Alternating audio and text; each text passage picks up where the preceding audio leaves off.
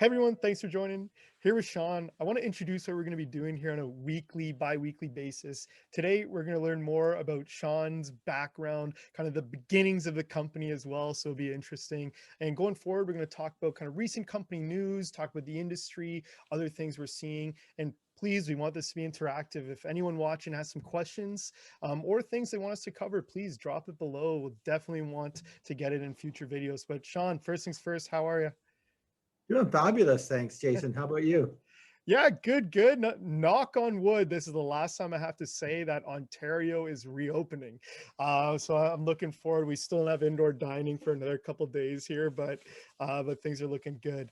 But Uh, here, diving into it, usually like to start with like early career, like right out of school type jobs, and then kind of go through the timeline if you want. yeah, so I'm one of these guys that I've never had a real job in my life. So I was a typical Canadian kid. I wanted to play hockey in the NHL.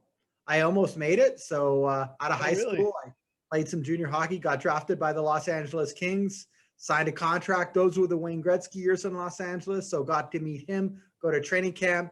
Basically, it wasn't good enough. So I went back to school, became an engineer. And then I started my first tech startup right out of undergraduate school. So and I had a little bit of success with that. So I've been doing that for 25 years and never had a real job. Holy smokes! What did you go overall? What was the pick number? I was the sixth round, so Hey, respectable, but definitely not a blue chip first rounder, which is why I'm here. yeah, no, hey, maybe it all happened for a reason. But so you go back to school, engineering. Talk me through some of the first kind of entrepreneurial journey, I guess. Well, my father was a professor of geomatics engineering, and so I was always around technology people, and the people that I sort of kind of respected the most and had the most affinity for were people that were doing something like creating something real. So I kind of had it inbred in me earlier on that I wanted to do something real associated with technology. And I wanted to be an entrepreneur, and it's sort of some upbringing from my dad, I guess I would say. Yeah. Okay. Interesting. Well, then, so walk me through the first business. What happened? How did it happen? And then, Sure. obviously, let's talk about how this starts. Yeah, I mean, we're here to talk about an analysis, but I Yeah. don't mind talking about some of the early days. So my Yeah. first company was a company that was internet software. So we anticipated that one day, in the phones there would be GPS and you'd be able to locate them. And so we built a distributed software platform that would allow carriers to offer wireless location services. So that was my first business. Had some success with that. My second business was based on my master's thesis. Actually, I went back to grad school because I had some free time, so I went back to grad school, and out of that came a high performance computing business called Accelaware, which I'm very proud of, which is a public company on the venture exchange today. And in October of 2008, I started to investigate this opportunity, and that's when the Nanalysis story really started. Actually, with a friend of mine who's a electrical engineering professor at the University of Calgary, named Michael. So Yeah, well, let's walk into it. So, give me the spark. Does it, what's the beginning? Or you're out for dinner? Or you're talking about this? Like, give me the deep. Well, he called me up one night and he said, Sean, I want to meet you at the hospital tomorrow morning. And I said, oh, okay, Michael, yeah, we've been a while, so let's catch up. And there's something I want to show you. I go to get to the hospital, 11 o'clock. It's the big research facility here at the Foothills Hospital associated with the University of Calgary.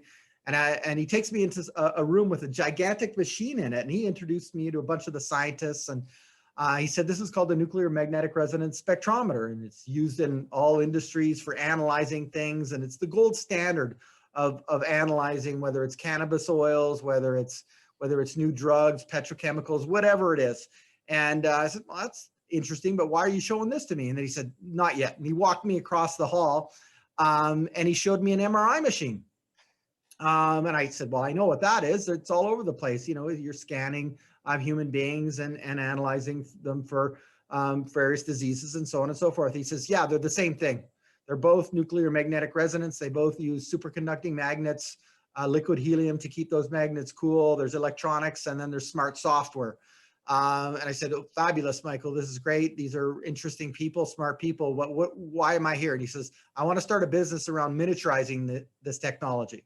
I want to start off selling the machines to industrial customers who are imaging molecules. And then one day I want to disrupt the MRI space because it's not working the way it should be." And so he kind of had me with that. We went out for lunch. And we started to talk about, what entrepreneurs talk about, like IP strategies, technology teams, and so on. We pulled the trigger, and that's when the incredible journey of Nanalysis started, basically 11 years ago with that meeting. Wow, crazy. And I mean, interesting. Obviously, I already see it online before we even start these videos. People saying, "Yeah, there's such a huge opportunity.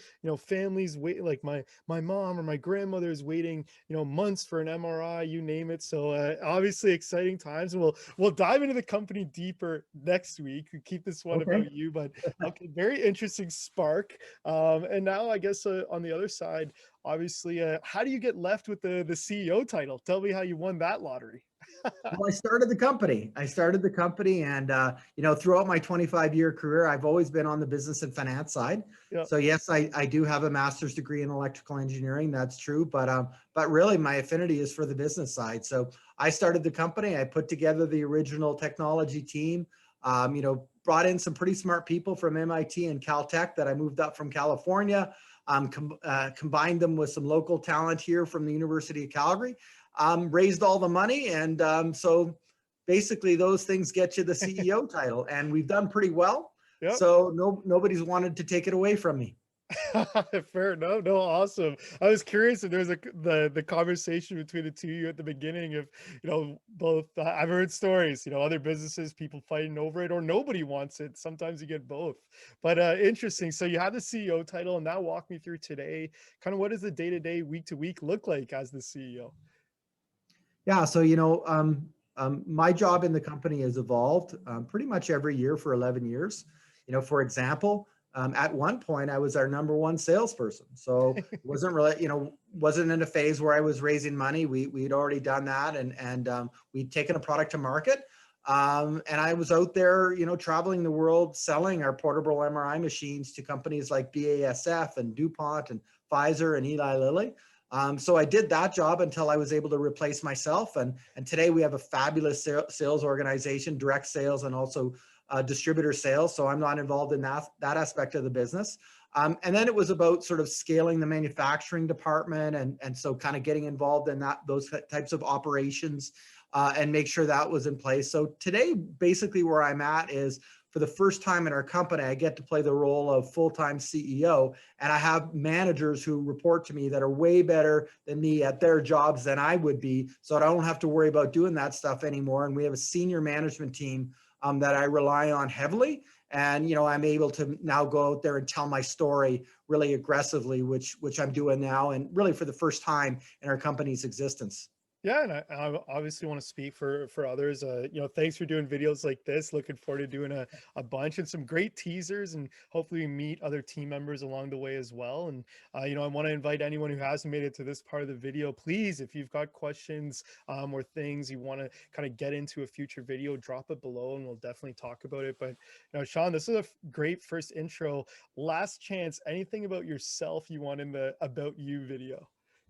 I'm just having a fabulous time. I'm really excited about this company. I think you've probably seen some recent news releases where we've shown some explosive revenue growth, and just really, really enthusiastic about telling the rest of the story. Yeah, awesome. Well, we'll leave it there. I look forward to chatting with you again soon. Thanks very much, Jason. It's a pleasure.